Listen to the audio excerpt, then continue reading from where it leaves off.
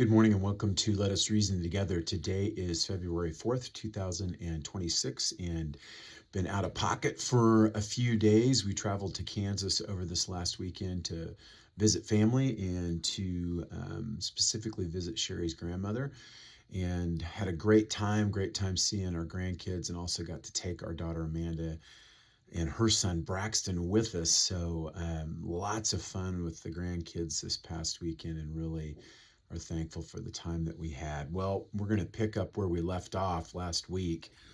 We're going to be in Ephesians 5:25, and this is where Paul turns his attention to the husbands. And Ephesians 5:25 says, "Husbands, love your wives just as Christ also loved the church and gave himself up for her." After addressing wives and explaining the theological foundation of headship in the home, Paul places now the greater weight of responsibility squarely on the husband's shoulders. And this verse redefines leadership. It strips away every notion of selfish authority and replaces it with a call to sacrificial love, which is modeled by Christ himself. Paul begins with a command first. He says, "Husbands, love your wives." This is not a call for affection alone, but to covenantal love, a love that is rooted in commitment, rooted in action, and it's rooted in perseverance. This command assumes that love is not merely something felt, and that's part of the problem in our culture today. Everybody thinks that love is a feeling, but rather, this assumes that love is something that we practice.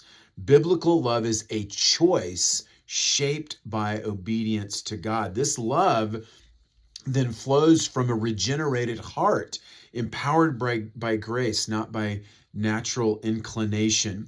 And then Paul gives us the standard, and the standard is the love that Christ has for the church, just as Christ also loved the church. Paul continues, the standard for a husband's love is not cultural expectations or personal preference, but the standard is Christ himself.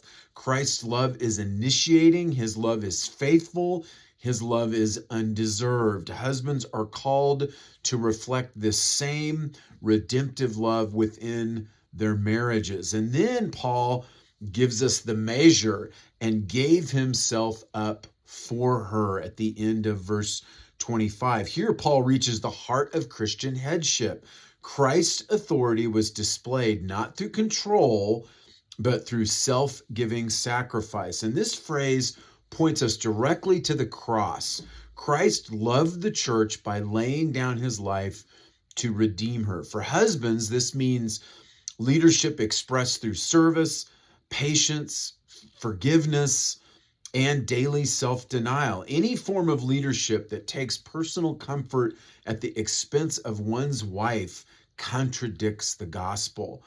And so this is a love that sanctifies, it doesn't exploit. And Paul will soon explain that Christ's sacrificial love aims at the church's holiness and flourishing. So likewise, a husband's love seeks the spiritual good of his wife. It seeks her growth in grace, in joy, and in faith. Biblical love protects, nurtures, and serves. And Ephesians 5:25 places an enormous calling on husbands. This is not a burden that's meant to crush, but it's a calling that is meant to drive us men to Christ. And only those who are daily dependent on grace can love this way. So this verse calls husbands to examine our hearts. Do our lives reflect Christ's self-giving love? Do our actions serve the good of our wives? Do we lead through sacrifice rather than control? And, the gospel reshapes what it means to be a husband, because the gospel reshapes what it means to be everything. Well, I want to thank you for joining me this morning. I pray that this has been a blessing for you. And if you like this, please hit that like button. If you see this on YouTube, please hit subscribe. And pray that you have a great day, and we'll see you next time.